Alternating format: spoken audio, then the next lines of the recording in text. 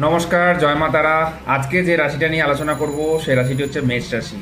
আমরা বর্তমানে ট্রানজিট বিষয়টা নিয়ে অনেক কিছুই আমরা জানি, কিন্তু রাশির জোডিয়াক সাইনের প্রথম রাশি হচ্ছে মেষ রাশি। সেপ্টেম্বর মাসটা কেমন যাবে এটা নিয়ে আপনাদেরকে একটা বিশ্লেষণ করে জানাবো। তো বর্তমানে ট্রানজিটের বিষয়টা নিয়ে একটু বলে নিই আমি, কারণ শনি এখন বক্রী অবস্থায় রয়েছে মীন রাশিতে, আবার বৃহস্পতি কর্কট রাশিতে রয়েছে এবং মঙ্গল নিচস্থ হবে সেপ্টেম্বর মাসের 17 তারিখ থেকে। নিচভঙ্গ রাজযোগ তৈরি হয়েছে। এই রাজযোগ হওয়ার জন্য কি কি ফলাদেশ আসতে পারে, প্লাস সাথে আবার শুক্র তুলা রাশিতে পৌঁছে যাচ্ছে, অর্থাৎ সপ্তম ভাবে। মানে গোটা বিষয়টা নিয়ে মেষ রাশির জন্য একটা ভালো এবং খারাপ, এটা নিয়ে কিন্তু একটা সময় শুরু হচ্ছে।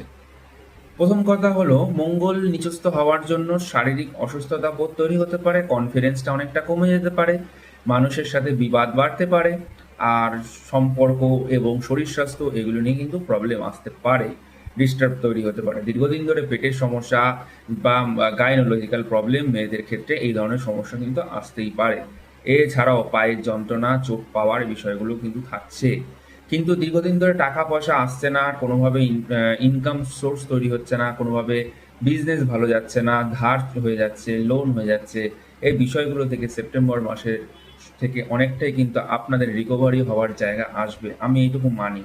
আমি বলছি মানে এটা ডেফিনেটলি হবেই হবে। কিন্তু এছাড়াও রবি কেতু যুক্ত হয়ে রয়েছে এবং মার্কারির সাথে থাকছে। বিষয়টা অনেক রকমভাবে কিন্তু প্রেম সম্পর্কের দিকে যদি যায়, সেই সম্পর্কটা কিন্তু দীর্ঘায়িতভাবে থাকা বা কোনো একটা সম্পর্ক হয়তো এন্ড হচ্ছে বা কোনো রকম একটা সম্পর্ক হয়তো আবার স্টার্ট হচ্ছে, এই সিচুয়েশনটা কিন্তু একটা হতে পারে, হওয়ার কিন্তু সম্ভাবনা মেষ রাশির জন্য দেখা যায়। এবার কি হচ্ছে, মঙ্গল বৃহস্পতি নিচভঙ্গ রাজযোগ তৈরি হওয়ার জন্য কর্মক্ষেত্রে আপনাদের অনেকগুলো কিন্তু ট্রান্সফার হওয়ার ব্যাপার থাকতে পারে। কর্মক্ষেত্রে হয়তো আপনার সঙ্গে আপনার কলিগদের বন্ডিং হচ্ছে না, এই ধরনের সমস্যাও কিন্তু আসতে পারে।